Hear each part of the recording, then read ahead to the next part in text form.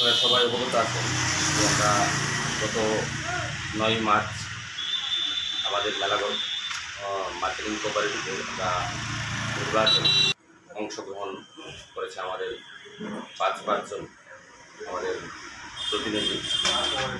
তো এই 5 জন বিনা প্রতিদ্বন্দ্বিতায় তারা ভারতীয় জনতা পার্টির মনোনয়নে নির্বাচিত হয়েছে।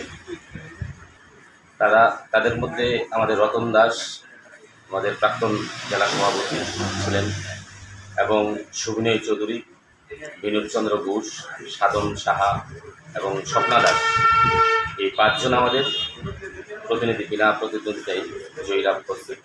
আজকে আমাদের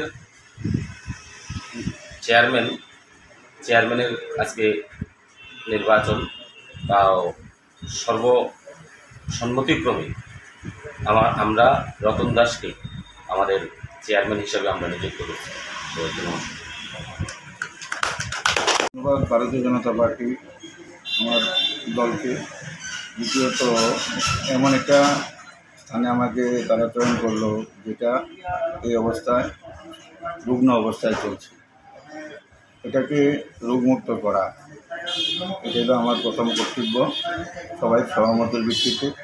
পাশাপাশি আমার সঙ্গে আছেন রুদ্রসাগর সমবায় সমিতির সুনামের সঙ্গে দায়িত্ব নিয়ে কাজ করছেন পবিত্রদা, আমার নির্বাচন আধিকারিক মেম্বাররা, সবাই সহযোগিতা নিয়ে, আপনাদেরও সহযোগিতা নিয়ে এই মার্কেটিং কোঅপারেটিভকে আবার আগের স্থানের জায়গায় কীভাবে প্রতিষ্ঠা করা যায় সেই কাজটা আমরা